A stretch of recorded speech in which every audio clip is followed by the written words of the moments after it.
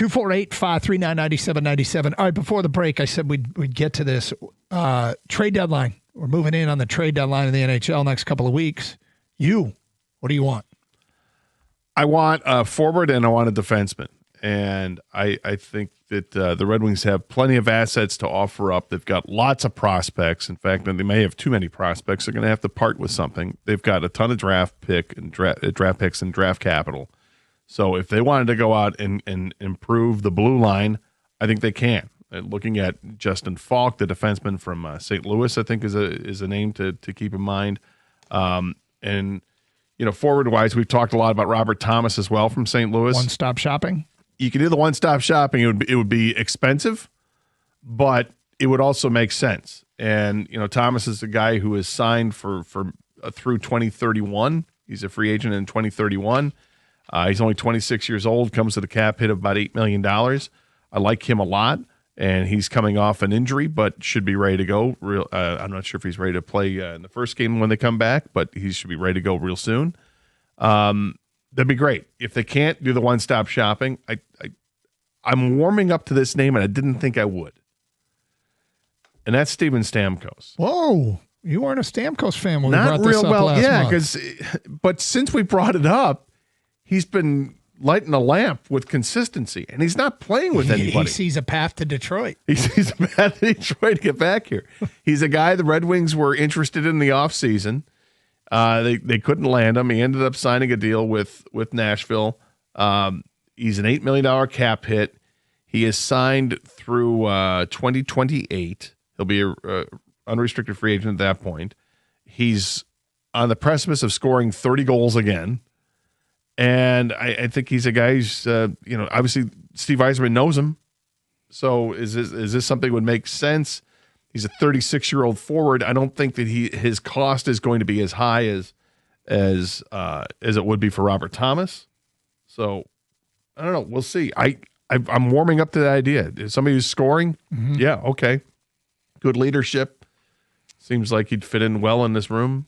And it's an expensive piece, but it's not $10 million a year. It's $8 million.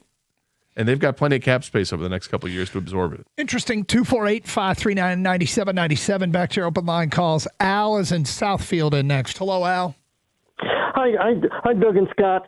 I want to talk about the Detroit Pistons defense, and I love the defense and JP Bickerstaff's style of defense because more and more I watch the Pistons play. Their defense reminds me a lot of the same type of defense that Nolan Richardson ran when he was the coach at the University of Arkansas. 40 minutes of hell, of course, in the NBA it's 42 minutes of hell, and that's what the opponents are getting each night, and that was definitely on display when the Pistons played the New York Knicks coming out of the All-Star break. I mean, Brunson was frustrated, and so was Karl Anthony Towns. They looked like just a guy on the floor that night. Yeah, I mean, they get in your face, they defend you, they make life difficult, and then they didn't as much against San Antonio, but so far this season, the San Antonio game is an outlier.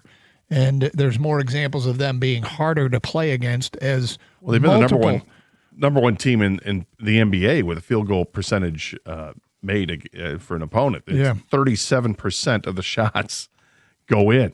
That's number one in the NBA. I don't know if they still lead the league in fouls per game, but they're deep enough that they can get physical with you, foul you, and it doesn't kill them. They're second, but by a tenth. Mike is in Westland and next here on 97.1. Hello, Mike.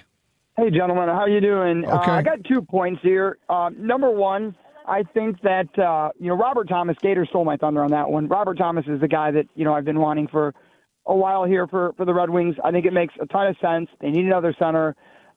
He's a decent scorer. I think he had 21 goals last year, but more than that, he can really distribute the puck. And that allows you to put guys like Finney on the second line and have a guy like Thomas really pushing for him. And so Thomas is my guy. But, Doug, I want to take a little umbrage with something that you said here a minute ago, too. Okay, we got about 30 seconds, so go ahead. But be quick. Okay, so I disagree with the point that the Lions and Brad Holmes would bring Taylor Decker back if they knew he was injured and couldn't play a full season. Look at Levi Anzarike. Look at Marcus Davenport. Look at multiple players that they've brought back who've been injured, but they still want them around because they like the culture fit. They like the talent. So even if Taylor Decker is injured, I think the Lions may still bring him back. Tell you what, I will answer that today at 12:01. Thank you for the phone call, 248-539-9797. It's Karsch and Anderson. Next hour, we'll go down to the Combine, talk with Birchie at 12:30 on 97.1.